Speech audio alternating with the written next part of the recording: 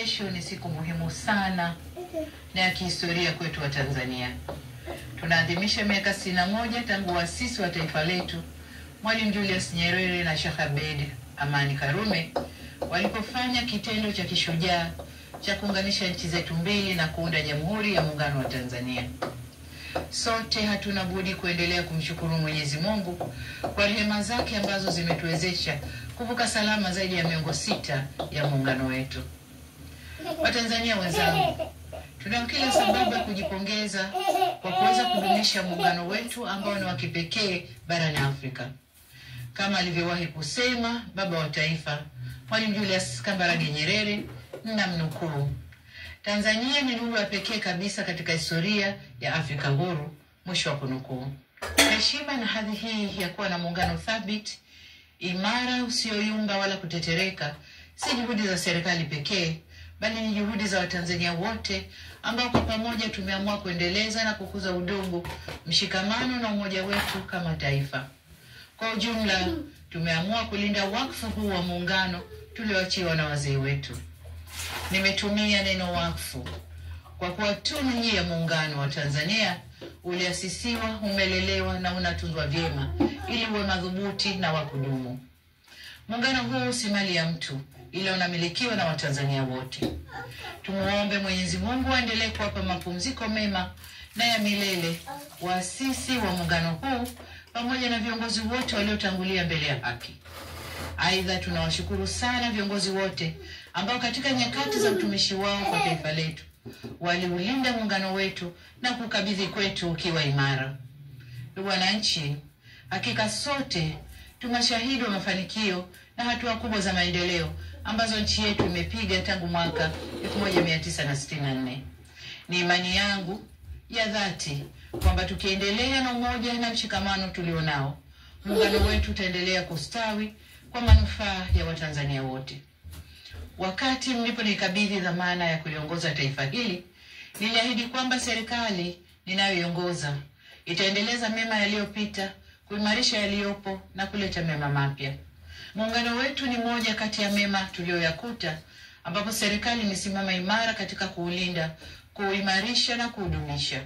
Hivyo basi ni jambo jema kufanya maadhimisho ya sherehe za muungano kila ifikapo tarehe 26 mwezi wa 4 ya kila mwaka. Hata hivyo, kwa mwaka huu maadhimisho yatafanyika katika mikoa yote ya Tanzania na viongozi mbalimbali wa serikali wataungana na wananchi katika shughuli za uzinduzi wa miradi ya maendeleo. Pamoja na hayo, yamefanyika makongamano, michezo mbalimbali na shughuli za kitamaduni nchi nzima. Kwa kuwa mwaka huu ni mwaka wa uchaguzi mkuu nchini kwetu, serikali imeamua kuyapa maadhimisho haya kauli mbiu isemayo miaka 61 Jamhuri ya Muungano wa Tanzania. Muungano wetu ni dhamana, heshima na tunu ya taifa. Shiriki uchaguzi mkuu wa mwaka 2025. Katika ngazi ya kitaifa, kesho tarehe 26, kwa niaba ya serikali na wananchi kwa ujumla, nitatunuku nishani za muungano kwa Watanzania wenzetu kama ishara ya kutambua utumishi na mchango wao katika ujenzi wa taifa letu na katika kudumisha muungano wetu.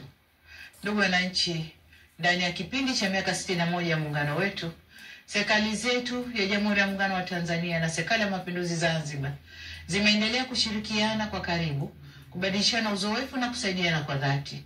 Ushirikiano huu umechochea kasi ya maendeleo ya kiuchumi, kisiasa, kijamii na kidiplomasia.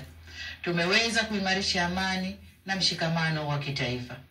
Kuwepo kwa mafanikio hayo haina maana kwamba hatuna changamoto. La muhimu ni kwamba tumejiwekea mfumo mzuri wa kutatua changamoto zinapojitokeza. Hapa nataka niipongeze ofisi ya makamu wa rais kwa kusimamia vyema masuala ya muungano.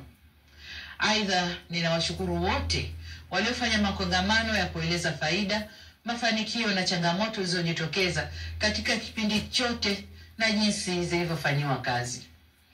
Ndugu wananchi, ndani ya miongo 6 tumeweza kulinda uhuru wetu na mapinduzi matukufu ya Zanzibar dhidi ya matishio mbalimbali. Aidha, Tanzania imeendelea kushuhudia mabadiliko ya uongozi kidemokrasia, ambapo kila baada ya miaka 5 hufanyika uchaguzi wa viongozi wa kitaifa na wa serikali za mitaa.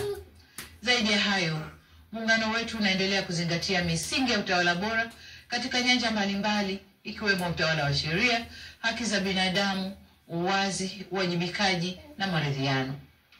Demokrasia yetu imeendelea kukua na kuimarika, hususan kupitia falsafa yetu ya R4 ambayo itaendelea kuwa nyenzo muhimu ya kukuza ushiriki na ushirikishwaji wa wananchi kwenye masuala muhimu kwa mustakabali wa nchi yetu. Hata hivyo, nataka kusisitiza kama ambavyo nimekuwa nikisema katika majukwaa mbalimbali kwamba kutekelezwa kwa falsafa ya R4 kunaendana sambamba na kuzingatiwa kwa katiba na sheria za nchi. Kamwe falsafa hii haiwezi kuwa kisingizio cha kuvunja sheria au kujenga mazingira yanayohatarisha amani, usalama na utulivu wa nchi yetu.